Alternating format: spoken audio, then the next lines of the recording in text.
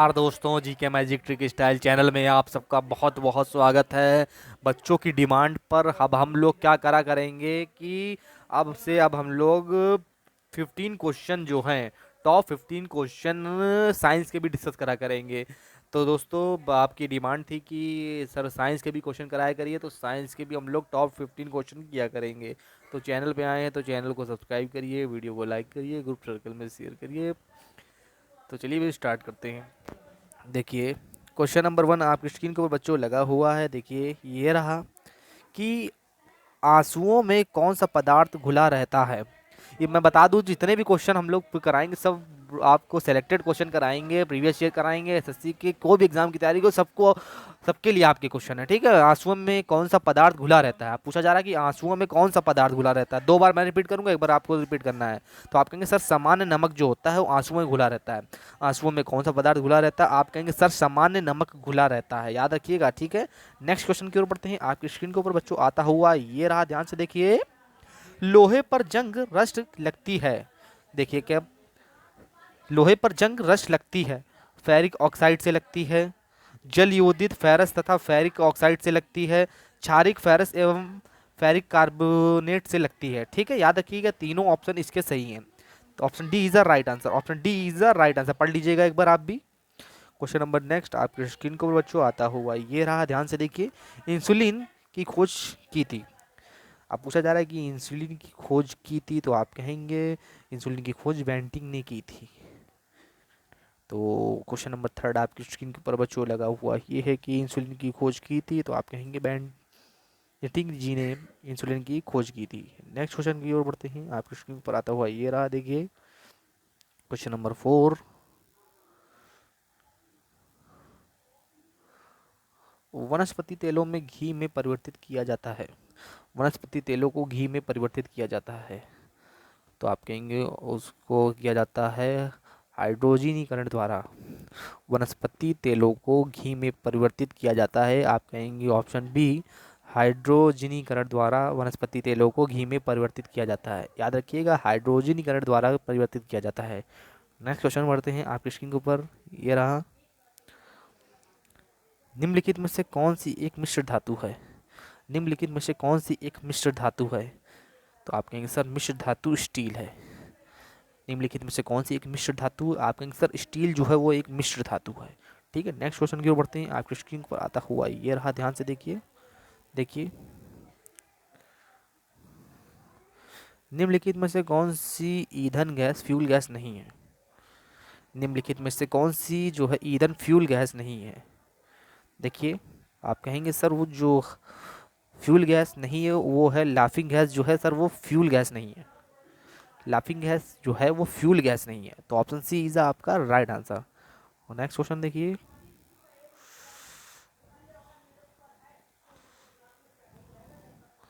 निम्नलिखित में से कौन सा तत्व प्रबल क्षारीय ऑक्साइड बनाता है जब ऑक्सीजन से जलता है।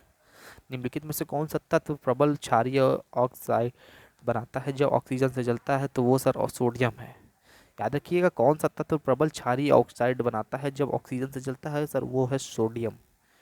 नेक्स्ट क्वेश्चन की ओर बढ़ते हैं। देखिए, फैदम है, फैदम एक है माप, मेजर है। फैदम क्या है पूछा जा रहा है। एक मछली होती है, एक पौधे का नाम है, एक बर्तन को कहते हैं। आप कहेंगे नहीं, फैदम एक माप है, एक मेजर है। ठीक है, नेक्स्ट क्वेश्चन बढ़ते हैं बच्चों। देखिए, क्वेश्चन नंबर जो नेक्स्ट है आप स्क्रीन पे ऊपर लगा हुआ है कि रिचर स्केल किसके नापने में प्रयोग होता है। जो रिचर स्केल है किसके नापने में प्रयोग होता है, तो आप कहेंगे सर रिचर स्केल जो है भूकंप की तीव्रता मापने में प्रयोग होता है। जो रिचर स्केल है किसके मापने में प्रयोग होता है, आप कहेंगे भूकंप की तीव्रता मापने में प्रयोग होता है। चलिए नेक्स्ट क्वेश्चन की ओर बढ़ते हैं। आपकी स्क्रीन के ऊपर ये रहा, डायनामाइट के आविष्कारक निम्नलिखित में से कौन है। डायनामाइट के आविष्कारक निम्नलिखित में से कौन है, अल्फ्रेड नोबल है। डायनामाइट के आविष्कारक निम्नलिखित में से कौन है, वो है अल्फ्रेड नोबल। नेक्स्ट क्वेश्चन की ओर बढ़ते हैं। आपकी स्क्रीन के ऊपर आता हुआ ये रहा, देखिए ध्यान से।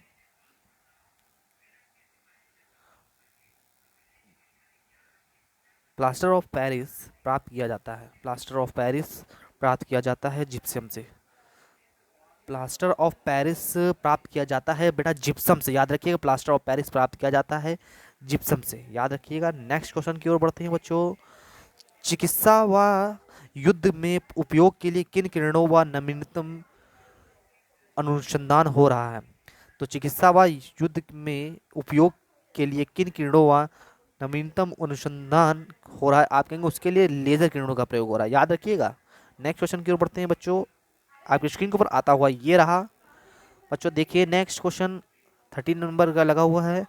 रेडार में किस प्रकार की तरंगे होती हैं? तो आप कहेंगे सर रेडार में विद्युत चुंबकीय तरंगे होती हैं। रेडार में किस प्रकार की तरंगे होती हैं? रेडार में विद्युत चुंबकीय तरंगे होती हैं। किस प्रकार की तरंगे होती हैं? विद्युत चुंबकीय तरंगे होती हैं। नेक्स्ट क्वेश्चन बच्चों आपकी स्क्रीन के ऊपर बच्चों आता हुआ ये रहा। आकाश के नीले दिखाई देने का मुख्य कारण है। आकाश के नीले दिखाई देने का मुख्य कारण सर ये है वायुमंडल में उपस्थित धूल आदि के कणों द्वारा और सौर किरणों का प्रकीर्णन के कारण आकाश में नीले दिखाई देने का एक कारण है। आकाश का नीले दिखाई देने का एक कारण ये है कि वायुमंडल में उपस्थित धूल आदि के कणों द्वारा और किरणों का प्रकीर्णन द्वारा, इस कारण से आकाश जो है हमें नीला दिखाई देता है। ठीक है, option B is the right answer. देखिए 15 नंबर टॉप 15 क्वेश्चन हम डिस्कस करेंगे रोजाना, तो टेंशन नहीं लेने का, आराम से करने का। तेज गति से आता हुआ वाहन हॉर्न बजाता है तो उसका पिच होता है। तेज गति से आता हुआ वाहन हॉर्न बजाता है तो उसका पिच होता है, तो आप कहेंगे अधिक सुनाई देता है। तो जब तेज गति से कोई हॉर्न आता है, सॉरी, जब तेज गति से कोई वाहन आता है और हॉर्न बजाता है तो उसका पिच अधिक सुनाई देता है, उसका पिच जो है अधिक सुनाई देता है। तो बेटा इस तरीके हमने 15 क्वेश्चन किए, हम लोग भी इसमें बायो के भी क्वेश्चन ऐड करा करेंगे ज़्यादा। चलिए फिर नेक्स्ट क्वेश्चन की ओर बढ़ते हैं फिर बच्चों, और लाइक शेयर सब्सक्राइब करिएगा, और ये तो वीडियो मिलेगी और जीके की मिलती रहेगी। ठीक है, अपना ज़्यादा से ज़्यादा अच्छा रिस्पॉन्स दिखाइएगा। मिलते हैं नेक्स्ट वीडियो में।